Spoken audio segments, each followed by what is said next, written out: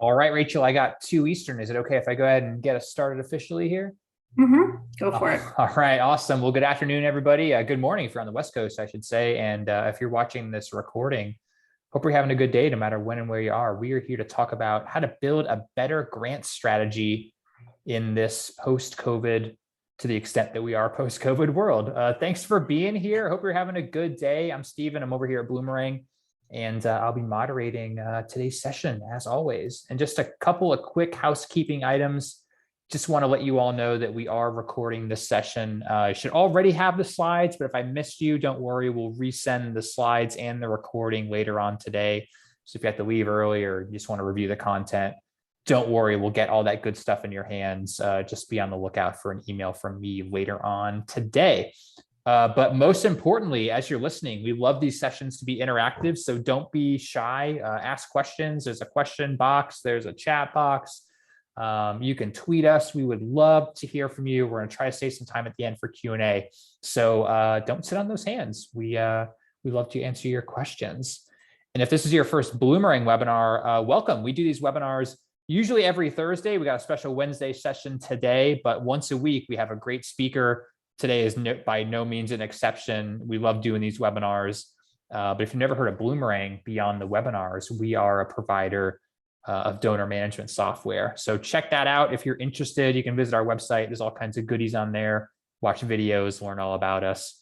But don't do that right now. At least wait an hour, because if you want to know about grants, we've got Rachel Werner here joining us from beautiful Maryland, my go-to for grants over the last few years. Rachel, how you doing? You doing okay?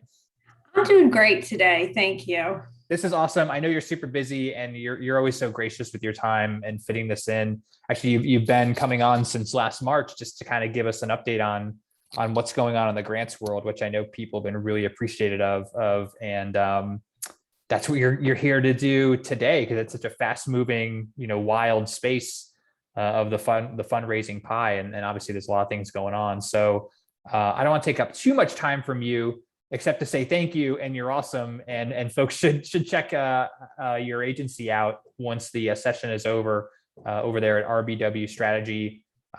She's raised a lot of money through grants. She knows her stuff, folks, and I think you're going to see that come through in the presentation. So I'm going to pipe down, Rachel. Let me stop sharing my screen here, and we can bring up your beautiful slides, and you can take it away. See if it will do. Well, greetings, everybody. Thank you for taking the time to learn a little bit more, discuss grants. Now, when I think about this topic, especially for those who are thinking, and I know many of you are thinking about it now, trying to figure out what's the best way to approach grants. And I think Stephen was right. We're not exactly post-COVID yet. We're sort of in this kind of hybrid environment related to COVID. But I still think from what I've seen with my clients, what I have seen, with other colleagues, there's just been a huge uptick in interest in grants. And so what's the best way to kind of think about it? So I always like to take a step back and say, okay, before we start to, talk about writing and management and all of these other things, I think it's really important to think about, how do we get here? What's our why? What's our strategy? So that's really what I want to focus on today. And, I'm going to leave time for questions. As Stephen said, you will be done within the hour. I especially know everyone's got Zoom fatigue, so I'm trying to be very respectful of your time and your bandwidth for being on screens. And you can always, listen to the recording, follow up with any questions. I'm always responsive to those who have anything they want to discuss afterwards. So feel free to do that. So as Stephen shared, you can share a little bit more about me. My firm is located in Montgomery County, Maryland, just north of DC, and I operate a grants and fundraising consulting business, and we support nonprofits all over the country. Started off primarily with those in the DMV area, but it's expanded since then. And there are 12 team members on my group, and we have really expanded what we do, and we all provide virtual support. And because of that, we really have an understanding of what's happening with clients and what's happening in the current world, and just trying to work with them throughout COVID. So really just trying to see how nonprofits have managed and how you've really been able to thrive. This has been a rough 18 months for everybody. And nonprofits are no exception. And I'm really inspired and encouraged by a lot of the work you do. So I hope you are as well. So I hope that you can kind of take some nuggets of information to kind of help you think through ways that you could be more responsive, build a better process related to grants. So here's what we're going to be covering today. First, we're going to have like a little bit of an overview of what's happening in the world of philanthropy.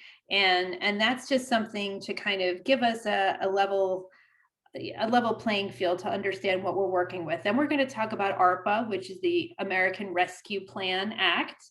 And so I'm sure that many of you are familiar with it, but we're going to kind of talk about that in relation to grants. And we're going to talk through some strategy building blocks. And I'm going to reference some case studies of some clients that I've worked with, and I'll leave time for more detailed questions at the end. Although before each of these different parts of the presentation, I will pause to see if there's anything in the chat box that you want to discuss, and I'll have a couple of questions that I'd love for you to answer.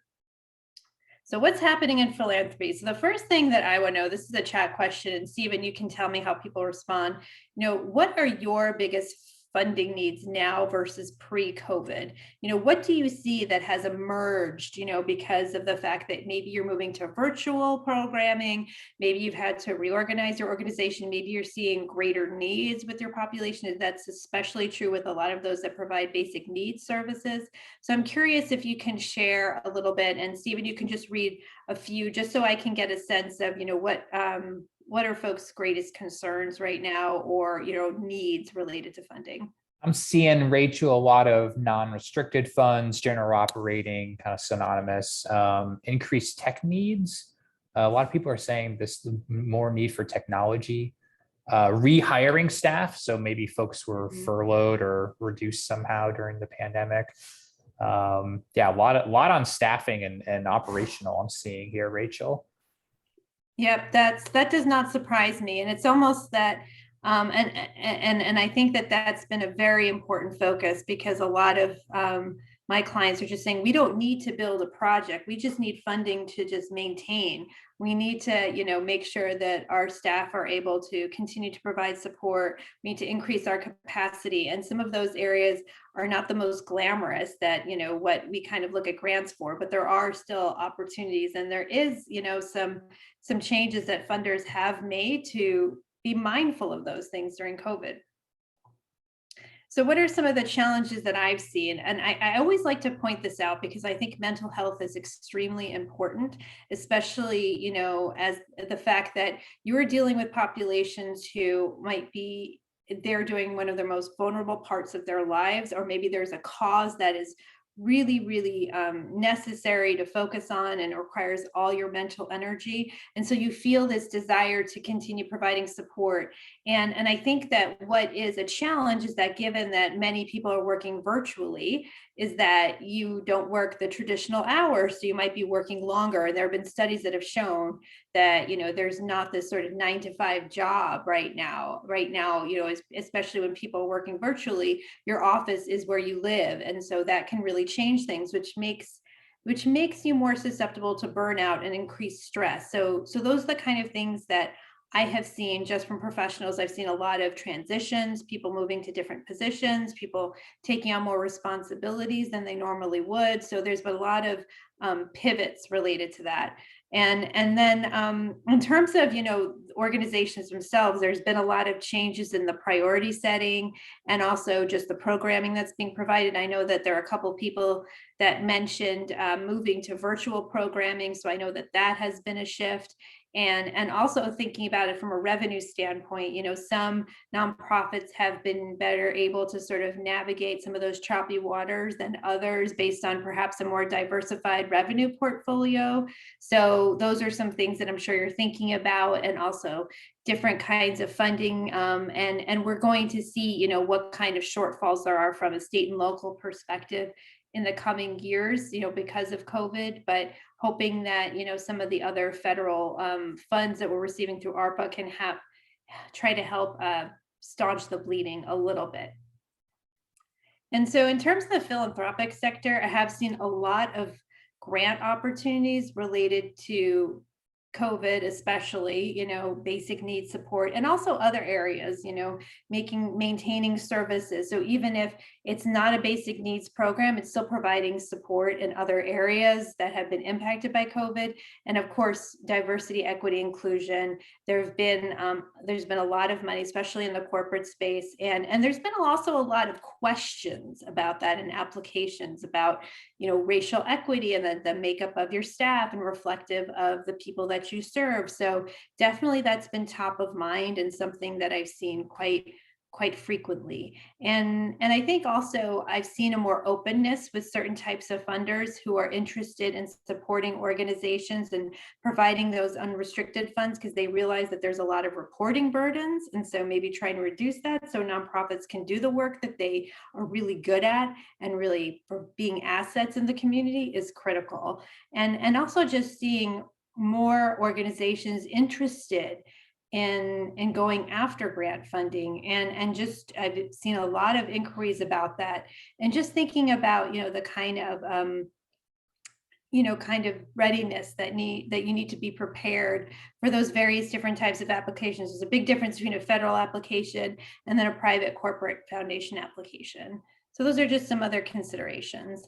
And in terms of the nonprofit sector, again, there was a report that was issued last year, about how the nonprofit sector is being prepared and how sort of the outlook. And I think those that have shared their thoughts about COVID is that trying to remain positive and trying to look at it as a growth opportunity, trying to think about it a way that they can actually make their organizations thrive during these challenging times, and also just adapting their services to be more responsive to their populations. I've seen that quite a bit.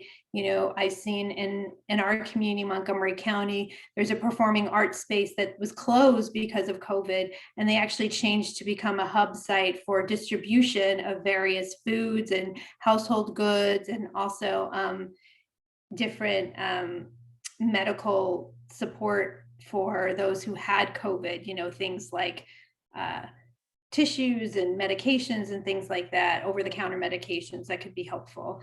And I think another thing too is the inclusivity, going back to the focus on diversity, equity, inclusion, is organizations really taking a hard look at the services they provide and making sure that they're cognizant and thinking about the different perspectives and thinking about the diversity of their organizations, and how they can be more mindful of that moving forward. And so if you think about now, why are we thinking about grants? There's different kinds of grants. And the biggest thing is that there's a lot of ARPA funding that is going to be spread across. And the next part is going to talk a little bit more about that. And I also see organizations are trying to expand into new areas, areas where you might not have worked on before. Perhaps you were focused on individuals and maybe going into corporate or going into grants, or all these different kind of areas. You're just kind of seeing the opportunities that are available now that might not have been before, because maybe you got increased donations, maybe you received a few grants, and so now you're seeing that, okay, there's a chance for us to be successful in this space. And also just that the diversity of your revenue sources cannot be understated, because I really think that it allows you to give you some flexibility and provide that sort of steady source of income so that you can have a little bit more of cushion, and thinking about, maybe we can start looking at grants for new ideas. Maybe we can think about those innovation and, other areas where we might not have be as successful in other sorts of areas like individual giving, but grants could be a really good way to parlay that. And thinking about other areas like capacity building or a capital campaign, other things that could be really in line with what grant funding can do to support your organization. So before I go into ARPA, are there any questions, Stephen, that I should be mindful of?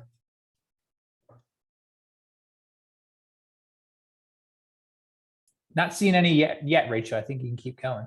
Okay, will do. All right, so let's talk about ARPA.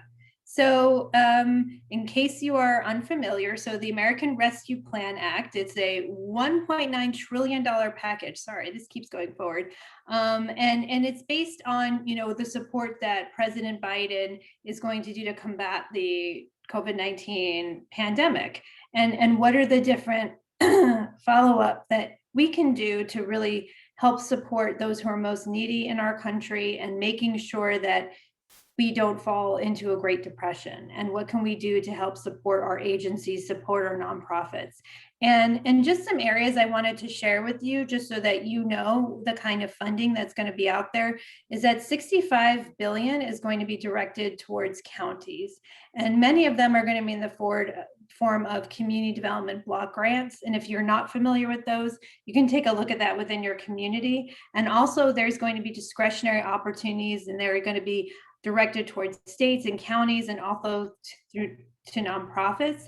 And here's just a sample breakdown, like 56 billion for individuals and families, 86 billion for health, 211 billion for education and childcare, 40 billion for transportation. There's more in there, and you can click the link if you want to see the exact breakdown, of how the funds are going to be allocated to different areas, but I'm sure some of those are going to be of interest to you. So something to consider if you're looking at, federal funding. So what exactly does this mean? How you should prepare? First things first, you want to make sure you register with SAM.gov and grants.gov to make sure that you have the appropriate registrations ready to go.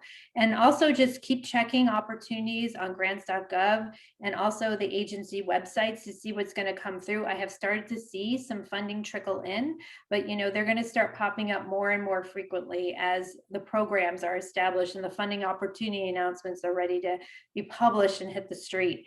And make sure you have your key attachments, resumes, bios, job descriptions, budget, and also what your concept could be for potential funding. And I also think if you are new to federal grants, one of the best things that you can do is connect with perhaps a partner who might have a track record of success, and perhaps you could be a subrecipient to them, or you could submit an application jointly. And so there are some things like that that you might want to consider, especially if you're maybe looking into government grants. And as I said, these are not necessarily all federal. Some of the funding is going to go to the state's local government. So just to be mindful of all of those things, especially when you start thinking about what you can do in-house to prepare. And so we're going to talk through some of the grants building blocks. And, this is really the meat. This is really talking through, what's the tools in my arsenal that I need to have to prepare that I can be successful in developing my grant strategy. So what I always like to do is start from the beginning. I like looking at the grants life cycle because it really breaks down all the different components of what makes the grant process run smoothly. Now, I know that people focus on number 2, which is application development, but I really like to focus on number 1, which is mostly what we're going to be going over here, which is the research and strategic planning, because that's really getting you set up for success. That's really making sure that you have your ducks in a row, that you have everything that you need in order to be successful in the grant seeking space. And I want you to think about this because in each of these different phases, there's different components required. And I want you to think about how much time you can devote, how many resources you're able to allocate, and resources could be multiple things. It could be personnel, it could be equipment, technology. There's multiple resources that you can use. The effort that's needed, some things are quicker than others, and also your priorities. You always want to bring it back to your strategic plan, which outlines here's what we need to do to raise funds, and here's how we're going to allocate the time to these different fundraising areas, including grants. And within grants, there's all these different components. It's prospect research, it's cultivating relationships with funders, it's writing the application, it's managing the application, and reporting on it. So there's all these different components. And so do you have that sort of squared away on the roles and responsibilities and the processes? And I think another important component is knowledge. Are there areas where you need to develop more of an awareness, going to presentations, perhaps through Bloomerang and other, sources that can really help solidify the understanding, and also just thinking about the content knowledge, leveraging your programmatic folks, your financial folks that can really help build a solid application and manage it effectively. So here's the first step that I think you really need to do is that needs assessment. Figuring out, internally, as an organization, what do you need in order to be successful in the grant space? And also looking externally and saying, we might be seeing an uptick in services provided to this population, or in the work that we do, or perhaps in a specific programmatic area. And so how are those two aligned? And perhaps, once you know the needs of your target population, you can figure out this is what we need internally. And so really kind of understanding that, and that's the priority setting that happens during the strategic planning process. And thinking about how you're gathering in this information. Is it just through, check-ins? Are you actually doing a survey? Is there something more quantifiable that you can gather and assess and look at as a group? And how are you sort of looking at this beyond leadership? Are you gathering information from those who are in the front lines, who are actually doing the work? Or is this something that, you're just kind of doing ad hoc? So thinking about that kind of information that you need. And then thinking about, okay, so once you have that information, it really helps you think through, are you going to keep? Are you going to change? Or are you going to grow your fundraising campaigns? Now, I know that we're supposed to be focusing on grants, but it is important to see how it touches on some of these different areas. For grants, thinking about how much time you have for prospect research and developing that track record of success, and thinking about it as a marathon, not a sprint.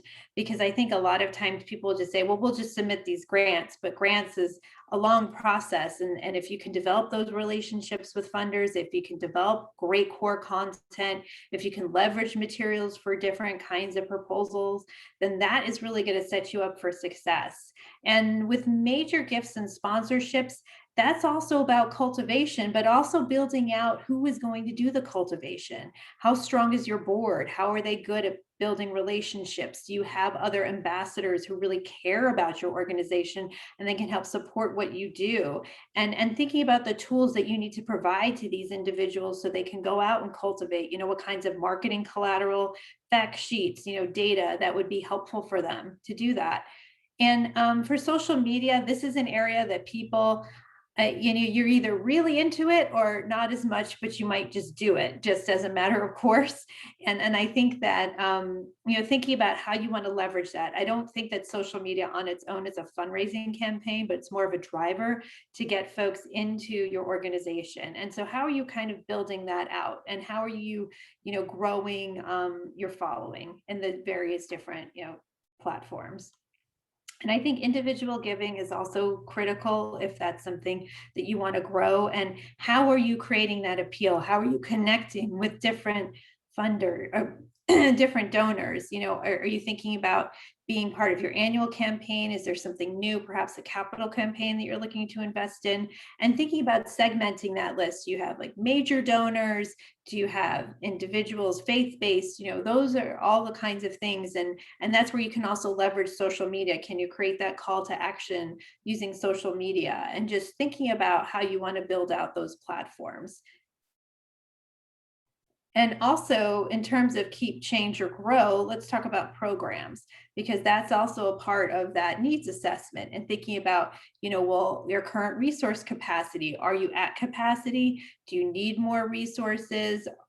What exactly does that look like for you? And then the personnel mix and thinking about the funding, because something that's really critical is that if you decide to sunset a program, think about if you have existing restricted funding or grants associated with that program. Do you have to have relationship outreach with the funder to determine that that's going to impact their gift?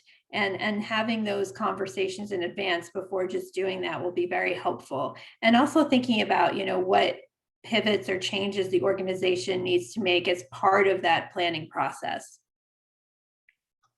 And so here are some planning tools, and I'm going to go through them a little bit more detail.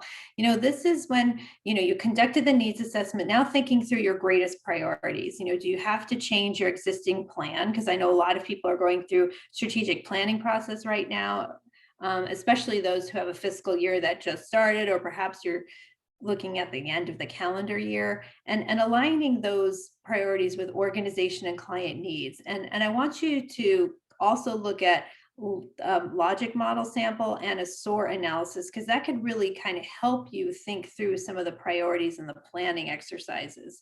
So logic model, this is my tried and true. I love this logic model. This is through the Kellogg Foundation. And if you click that link when you get the slides, you can go through. They have a logic model guide. I'm sure that some of you have a logic model, and some of you might want to have a logic model. And it's just really a way to map out everything from soup to nuts for all the resources and inputs that you have, and matching that and aligning that with your impact and all the steps in between to get you there.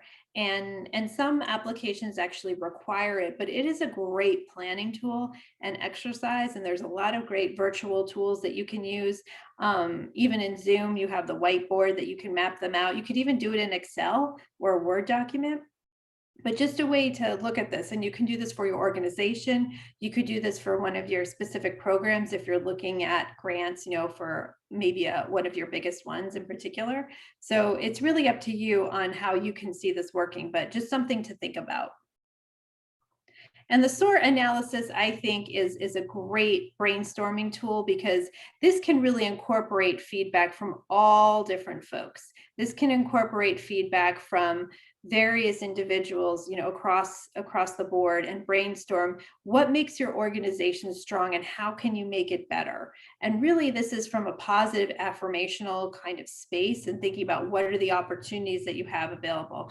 What are the results that you want to achieve in order to ensure success? And so I think that this is a great way to incorporate feedback. We did this with one of our clients, and we had about 20 individuals respond. And it was a very helpful exercise for them to see each other's points of view and really understand what was important to them, and at all different levels within the organization, not just leadership, but also those who, anything from administrative staff to people who were, helping out on direct service. So it was really beneficial to do this collectively.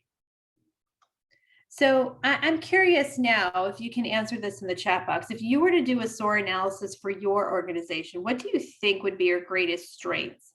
And you can just pick one strength if you want. I'm just curious to kind of hear about, what you think makes your organization shine. You don't need to give your organization if you don't want to, but I'm just curious what you think is the most positive attribute that you can share. And Stephen, you can just share them once they come in. Seeing a lot of people, their staff, they have a caring staff, mentors, their mission, their loyal supporters, relationships with people in the community, programmatic strategies, holistic approach to the services we offer, institutional knowledge and history. That's cool. A lot of team and people, though, I'm seeing here seems to be the majority.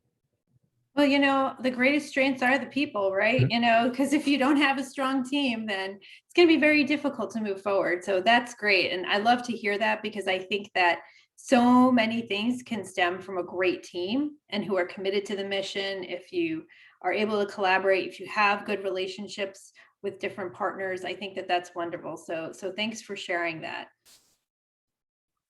So I'm going to just jump ahead. And after you kind of map out the priorities and you're thinking about grants, what do we do next? Well, prospect research. Sometimes prospect research is, I should almost have the monks scream here, because that's how some people feel about prospect research. Is one of the least exciting components of grant seeking. But I think that it's very, very critical, because all of those different components, if you understand your priorities, you understand your fundraising targets on what you want to come in the door, then you really have a great starting point. Then it just becomes a matching process. So I think the first thing you want to do is to establish criteria. What are you going to do to determine what's a high priority prospect? Because you obviously can't go through all of them. So what can we do to kind of figure out which ones should we go after? And this could be kind of a helpful exercise, and I'll show you something to think about when you're ranking them, because this could also be part of your prospect research list. You can put this in Excel and you can have all these different criteria, areas of interest, the award amounts, similar grantees in the same space, or if there's an organizational connection so that you can cultivate a relationship. And that could also be, are they a new, or are they a lapsed, or are they a renewal funder? And also, is this an open process or unsolicited, not accepted? And also thinking about the geographic area of focus. So the way that you would do this in action is that, let's say that you are an after school education program and you want to provide services. I'm going to say Washington, D.C., because that's my neighboring city here. So areas of interest, if it's, STEM education, well, maybe that's a fit, but it doesn't say after school. I would put that as a 5, because that's a partial fit. If the award amount, let's say you're looking for grants 25K and above, and this organization is providing grants 10,000 below, maybe put that as a 0, because that's not in alignment with the award range that you want to get. And then think about similar grantees. Well, what if they provided support to 2 other peer organizations? Well, yeah, then maybe you would put that as a 10, because that's a strong alignment. And so you can kind of get the picture of how you could organize and rank them. And then you could put criteria of, like, 0 criteria means this, 5 means this, 10 means this, so that there could be a key so that all of your team members would understand how you would rank this information. And in terms of the general information that you should gather, and this could be then built into your grants calendar, general information and including contact information. It's very, very critical to have that, and how they like to be contacted. Is it phone, email? Is there, do not contact them until after the fact, after you submit. But I always think it's a good idea to reach out to a funder, especially if they're new, before the submission. And thinking about, the description of the opportunity. Is it an open RFP process? Is it a different, selected opportunity? And also thinking about the submission date. Is it a rolling, or is there a specific timeline? Is it a 2-phased approach where perhaps you submit a letter of inquiry or you submit a full application? And then thinking about the drafting and other deadlines, and if there's any other comments or relevant information, and who's responsible for this. So this is just something to think about, as you start to put this forward.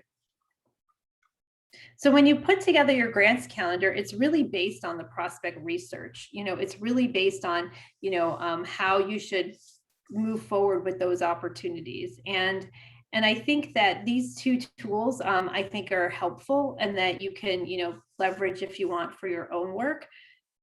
But the first one is really thinking about the grants projection. So this is kind of mapping out to what your fundraising targets are. And what you can do is you can take that prospect ranking, and that could be medium, high, or low. It's kind of like 0, 5, 10, 10 being the highest. And thinking about, okay, what's our estimated award amount and what's the percent chance? So you can assign a percent chance to that specific prospect ranking, so you can get some kind of projected total. And this could be helpful in sort of figuring out your budget to actuals and figuring out your funding gaps. And you could even include things like, different programs in here, and you could identify, the different projections by general operating support. And so you could really kind of segment this even more. So this is just an example that you can build off of, and you could also have different revenue projections. So maybe you want to be very conservative and say that, for a high ranking, maybe it's only a 50% chance, and a low ranking is only 10%. So, you can kind of look through and see, what makes sense for your organization, but it's a great way to kind of map out, because I know with board members, they might be interested in seeing where you are related to grants, and this could provide a snapshot of that for them. And this is also just an example of that go, no go is kind of like the 0, 5, 10. So you can see 0 is a no fit, 5 is a partial fit, 10 is a strong fit. And this is just something that we've shared with clients before, just to kind of give that go, no go assessment to determine, what's the right fit, and how are you meeting the requirements, and is there, and if it's not a fit, what exactly is it that's a miss? So this can really kind of help, especially you can do this on a specific opportunity as well, because sometimes, I'm sure you might be familiar with this, a board member might say, hey, I want you to go after the Target Foundation, but you know that the Target Foundation is not going to fund your organization. So this is a great way to say, well, we put it through this go, no go, and they scored so low that it's not even worth pursuing. And if you have some kind of concrete evidence or criteria, then that is a more helpful way to respond to those inquiries than just going after it and wasting time if there are better opportunities that could be in the pipeline. And the last thing I want to do before we get to the case studies, I'm going to pause after this to see if there's any questions, is thinking about how we want to measure progress, and I think it's going back to that spreadsheet and seeing how you are, and doing that maybe on a monthly or quarterly basis, whatever you kind of think is a good cadence for that review, and determining how successful you are on those new grants and how successful you are on renewal grants. And if you have, some kind of tool like a Bloomerang or another type of tool that can really help you sort of look at those grant submissions and try to put those into reports, that'll be even more helpful in kind of creating a dashboard of that success, and creating some milestones for yourself, so that and it's not just money coming in, it's also submissions and cultivating relationships, and getting the number of prospects in the pipeline. So there's more to it than just dollars in the door. It's all the steps that go into putting those submissions out on the street. And also making sure that you're gathering relevant data, so that when you look at this next year, is there anything that you're missing? And just to make sure that you're making progress and you're on the right track. So I'm going to pause here and just ask Stephen if there's any questions. Yeah, we had quite a few, especially when you were talking about ARPA. Rachel, kind of logistical things are, do you have to have a 501c3 to be eligible for that? I assume yes, but most of the time, yes, but Okay. I mean, there are, public entities, local government, school districts, state government that are eligible. There might be some other kinds of requirement. There could be some for-profits that could be allowed, or 501c4. It just really depends on the opportunity and making sure you meet the eligibility requirements. Nice. Are religious organizations eligible for that funding? Same answer. Faith-based can be a little tough. It just depends. Generally not government funding, but that doesn't mean as a subrecipient, maybe. Okay. Vicky here was wondering, is there a rule of thumb for how many grants you should be going after? If you know what your target amount is there maybe a good rubric you like to follow there, Rachel? I mean, that's a good question. I wouldn't go by the number of grants, but the funding total, right? So if you are a smaller organization, you might not need to have, 100K proposal in the pipeline. I mean, you might want it, but that doesn't mean that, it's a suitable one if you're a smaller nonprofit. However, others might be looking at higher, high 5-figure, 6-figure awards. So I would look at it as, what is your fundraising gap, and making sure that you have more in the pipeline than what you need. Got it. Cool. I think there's some more here, but I think you may cover them, but I can come back to them if not. Sure. Yeah, I'm Okay. going to leave some room. I'm going to go through these case studies, go through some takeaways, and sounds like we're going to have a lot of questions at the end. So I think I'm going to leave 15 minutes for those questions, and I'll be available to answer those. So please feel free to ask those. So put them in the chat and I'll get to them. Okay, so I'm just going to talk about some examples here. So one of my clients, they provide basic needs support. So they provide emergency and longer term permanent supportive housing to individuals who are experiencing homelessness. And also they are, providing clothing and household goods to families in need. And so they provide a full range of support to vulnerable populations in my county. And what they saw during COVID was that they needed to step up and provide additional support based on what the county was experiencing, saying, hey, you already provide these services to the community. You already have an accessible location that a lot of people can access through public transportation. And it's also just centrally located in the community. So maybe we should think about, having this be a central hub that could be for food distribution. We could also have legal services there and, all of these different kinds of support offerings. And so they're kind of creating this hub, and being able to do that will allow them to expand into different areas. So they're kind of trying to take advantage of the larger county contract that they're receiving, and also additional larger opportunities because of the demand for the services that they are offering. So if you have something that perhaps you're able to leverage through county funding, it's a ripe opportunity to expand into different areas and expand the services that you do, and thinking beyond perhaps the original intention of the program or the service offering. And I think this is a unique situation, and I love this one. So had a client that received a $2 million, it says $1 million, but it's a $2 million gift from Mackenzie Scott. And so this is an organization that is really trying to figure out, okay, how do I manage this, and how do I sort of build in, because we know that if you receive a large gift like this, the executive director is concerned that, they're not going to be able to show an area of need. But I think that it's actually an area of growth, because then you can reach out into new areas. You can really thinking about, using that huge gift to kind of focus on maintenance and cash reserves and operating funds. We know cash reserves nobody talks about, but critical. And just being able to, increase salaries for their staff versus, going into new areas and focusing on the grants that they receive on those different, more innovative or, new offerings that can really focus on the community building that they're doing already. And so thinking about that in a different way. And another one, there's just a large membership organization contacted us saying that they want to branch out into grants. And so how do they do that? What's the best approach? And thinking through the prospect research and kind of with organizations of any size, and thinking about, what are the things from soup to nuts, from planning through management, that they need to address in order to be successful in this area. And so the last thing I'm going to leave you with, these are my key takeaways before I get to questions, is just really be proactive with your prospect research. Really kind of use this as a first step to engage and learn about funders, and also look at the lapsed funders that you have and including them in your research, because you might be surprised to find that some of those hidden gems could actually become recurring funders.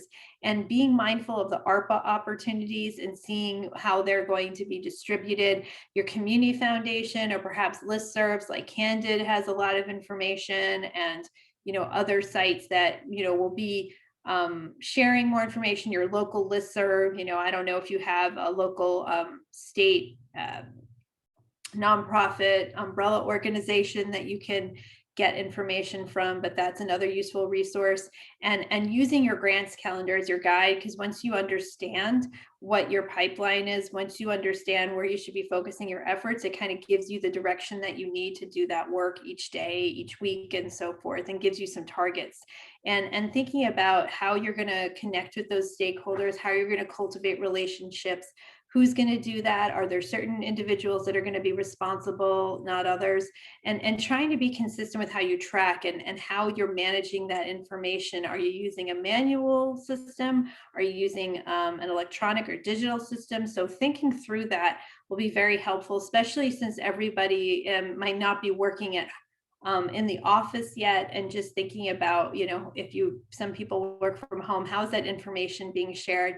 How are you all, using it and the tools in the same way? So those are just some things you probably want to think about. So I'll leave this time for questions, and my contact information, this is some resources for you to have, but my contact information is here if you have any follow-up questions. But right now I'm going to leave it to Stephen. You can feel free to ask those questions from the chat box.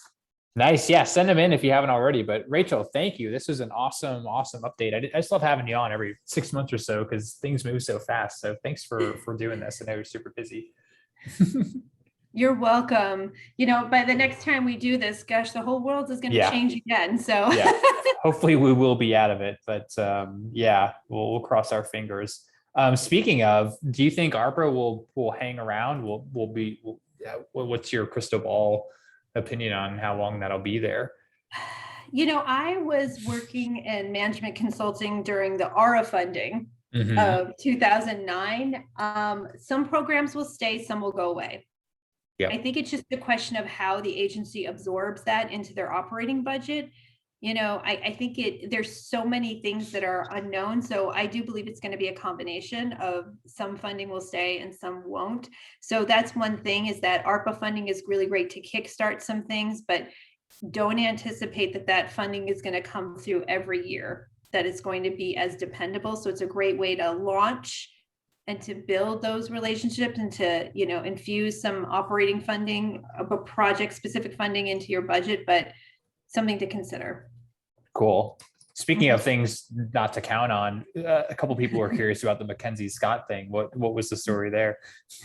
Oh gosh. Well, Mackenzie Scott, I guess she has, various advisors, who kind of locate different nonprofits and who say, hey, this one looks really interesting. So they were, asked them to share some information, and, they did. And I guess, she gave approval, and she was part of that big, this organization was part of that big windfall of funding that was distributed. So they feel it's almost like a blessing and a curse. You receive more funding than you ever thought possible. So now what do you do with it? Yeah, right. That's tough. Yeah. It's like a good problem to have, Right. Yeah. On your calendar, a couple people were asking, do you have a grants calendar that's separate than your fundraising calendar, or is grants just a component of your fundraising calendar? What have you seen work there? Is there a right or wrong answer? I don't think there is a right, wrong, or answer. I think you just have to see what works for you. Personally, for me, because grants has so many different deadlines, I think there's two different ways you look at it. You can look at it into the task management. That's one component of a calendar, and then there's sort of the financial component of how you're going to track your progress and status. I think the latter you could probably do with other fundraising. And you could look at your task management if you want to separate it out by grants and maybe by each function, or you could do it by week. It's really kind of up to you. If you use a system like a project management system or a task management system, or, something where you can include tasks like Boomerang or, other sorts of databases, then that's an easy way to organize it. It just really depends on what you are, because some people just don't like to necessarily use a standalone system. They like to manipulate data in a Excel form. So it's really specific to what works best for you. Cool. The Foundation Center, any changes there that you have seen or think maybe coming around in terms of their parameters? There were some people asking about kind of their scope there. I'm not sure if you have an inside track, but the Foundation Center, well, you know that they merged with Candid. So right. Yeah. So I think that so I think that's probably, they're just sort of figuring out what they are right now, because underneath Candid has always been GuideStar, and then the Foundation Center has the Foundation Directory online, and they do offer some courses as well, some fee-based and some that are free. But I think that there's always been the ability to use the Foundation Directory for prospect research. So that could be a good way to, and you can do that at various, not just within one of the Foundation Center offices, but actually within, there's libraries and other, nonprofit organizations where you can actually access the professional level of FDO, but I don't know about that online. I believe you can access it online. I just haven't, because I have a subscription, I haven't needed to, but I mean, I think it'd be worth investigating if that's what you want to get into, but I don't have any other information besides, from an operations perspective about Okay. center. Something to keep an eye on then. Mhm. This one from Whitney. Any guidance on regional versus kind of nationwide grants? If maybe, you're maybe a more local nonprofit, should there be a certain percentage that you pursue regionally versus nationally? Is there a good rule of thumb there? I always think it just depends on your track record. If you have if you haven't saturated your local, then you definitely want to do some more local, then regional, then national. I mean, national has been broadening, and so they are providing support to community-based organizations, but this is where you need to do your research, because there are some national organizations that they actually distribute funding regionally. And so, especially for financial institutions like M&T Bank, Capital One, there's always some kind of local or regional contact. So it's always worth connecting with them. So even if the funds come from the national level, they're distributed locally. That's going to be different for something like a Robert Wood Johnson or a Hearst Foundation. Those tend to be a lot more structured, and there has to be more concept refinement before submitting an application and cultivation with the program officer. There's a little bit more there. So it really depends on the type of entity. And I would definitely do the research to see what organizations they've given to in your area. And if you see that they give to some community-based organizations, then maybe it's worth a shot. Makes sense. Here's one from an anonymous asker. Organization's been around for almost 30 years, but they've never done an official audit. Do you think that could be something that a grant could help with in terms of a specific funding designation, I suppose? Have you seen grants specifically for that purpose? I wouldn't necessarily say you could get funds for an audit, like basically have a grant pay for the audit. Is that what I'm understanding? Yes. I would say that it would have to be part of sort of a capacity building effort. So sort of putting your ducks in a row, because I have seen things like building out a database to measure performance metrics, and staffing capacity building, strategic planning. I haven't seen for the audit, but if you can have the audit become part of maybe some larger capacity building effort as for the organization, perhaps, but you really have to, I would communicate that with the funder, because you want to make sure that that's something that would be in line with what they would be interested in funding. Cool. That makes sense. Here's a nice one from Matt. What makes you excited about grant seeking, Rachel? How do you keep from avoiding burnout? It seems like you can get a lot of no's or non-responses, and it can be a little discouraging, but how do you stay motivated? My team, you were talking about staff before, my team, because, we all try to keep each other lifted and motivated. We all try to focus on the little wins. We know that grants are hard. I mean, federal grants are not easy. I'm not trying to put rosy colored glasses on. I mean, I think that they can fundamentally change an organization, but I also know that the process can be exhausting, and also just the grant seeking process. So I always try to focus on little wins. When we receive that, even like $10,000 grant from the Hard to Reach funder, or, we received, I was just talking with one of my clients just before and said, hey, we're finally able to have this second conversation with this funder, thanks to, your support and sort of building out, that work. I mean, that's what keeps me motivated, because I think that if we try to focus on the big goal, the big idea, it's just going to be really daunting. And I don't know about you, but that makes me anxious and stressed. So trying to do these little chunks, little bits that kind of little, words of encouragement, or little things that you're just totally, as one of my former business advisors said, eating that elephant one piece at a time, even though I wouldn't want to eat an elephant, that's how she would, phrase it. So just trying to take them out in smaller chunks, because I think that any little win is a step in the right direction. Here's one from Stephanie. What if you want to start to begin to build a relationship with a foundation? Any tips there? Should you ask for a meeting? Should you, I don't know, try to go to their events or something like that? What if you've kind of identified a foundation, but there's no relationship there? What's a good first step? I think that the first thing is to determine how they want to be contacted. If Hmm. they have a phone number, I would call. And I would just look at it as I call it like an informational interview. You're not there to make an ask, you're just there to learn, like, hey, we are, ABC organization, and, do your research. Come up with a one pager to kind of understand, where they have been focusing their fundraising efforts, and really just having that prepared in front of you so you can always refer to it. And just to get a sense of, their funding priorities, and just to build that initial rapport, and just say, we look forward to submitting a proposal. And you might even find out during that initial conversation that it's not a good idea for you to submit a proposal. And so I think that that's equally important as well, so you don't waste your time. One of my clients said, we want to go after this funder who I know that they've been focusing their efforts on Baltimore, and this organization is not in Baltimore. And I said, I think you should really call them, because I know that that application is at least 15 hours of work, and that's a waste of resources. And so she did, and they said, nope, just Baltimore. And I said, fine, that's cross them off the list. So I feel like that's something that is really important. And having some kind of standard email, you could have like sort of you could even save it in your drafts folder, or you can cut and paste it from a previous one you sent, just something to kind of engage them. You could have like a one-page piece of collateral, like a fact sheet or something like that, that can help out as well, kind of map out. That's cool.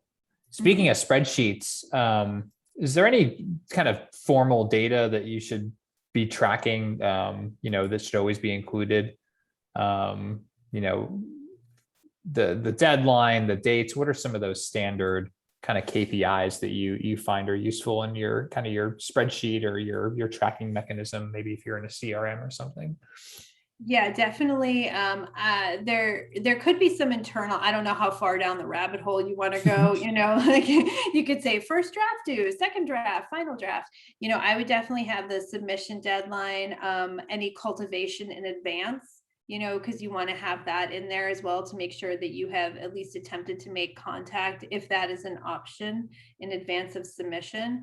And I would also think that you'd want to have information on, the status of, and also kind of what I was sharing before about, is it a low, medium, high, how you're keeping track of the amount of funding that's currently out the door, and how much is impending, how much is pledged, how much has been awarded, how much has been denied, and using that as kind of metrics to see.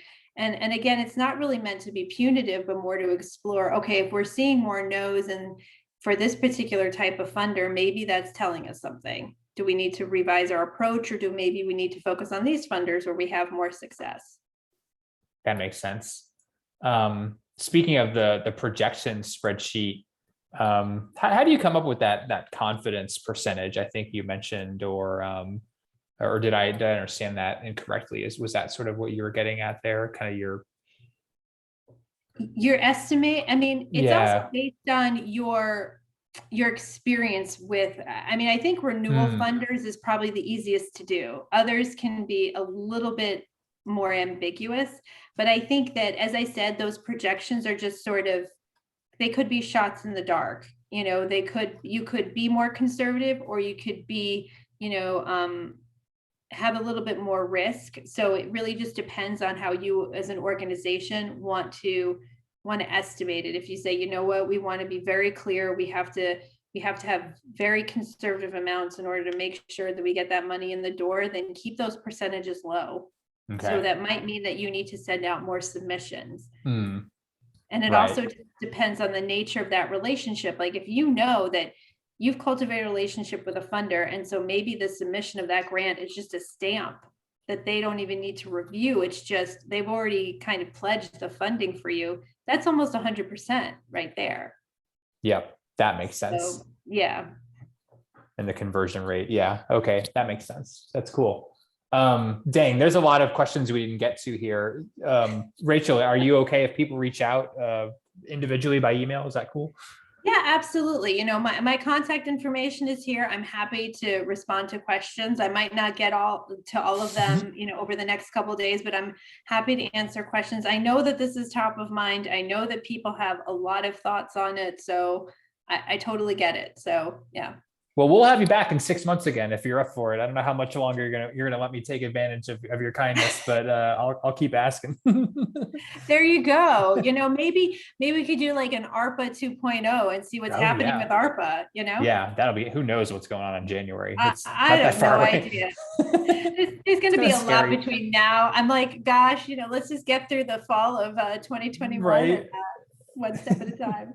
Well, this was fun. Thank you so much, Rachel. And I hope you all will take advantage of that kind offer to reach out to her. You got her info there on the screen. So thank you. This was awesome, Rachel. Thanks. Thank you. And have a great afternoon or morning, depending on what coast you are. Yeah. Thanks for you all for hanging out over the last hour or so. We've got a great webinar coming up next week. I'll highlight real quick. Back on Thursday. So you've got a one extra day to prepare, but our buddy Jen Shang, who is probably the world's foremost philanthropic psychologist, she is awesome. She has written the coolest research studies and papers that we've had the opportunity to sponsor over the last few years. And my brain just explodes, 5 minutes into any talk of hers. So check that out. This may be the strongest month of webinars I can remember, present company included. So we're really going to end it with a bang there with Jen. So next Thursday at 2 Eastern, if you can't make it, register anyway, because you'll get the recording, even if you don't make it. Speaking of, I'll be sending out the recording of this session. So if you missed it, you're not hearing me talk right now, but you're going to get it anyway. But all of you, be on the lookout. You'll get all that good stuff. And hopefully we'll see you next week. So have a good rest of your week and a good weekend. Stay safe, stay healthy, and we'll talk to you again soon. See ya. Great. Thanks. Have a good one. Bye.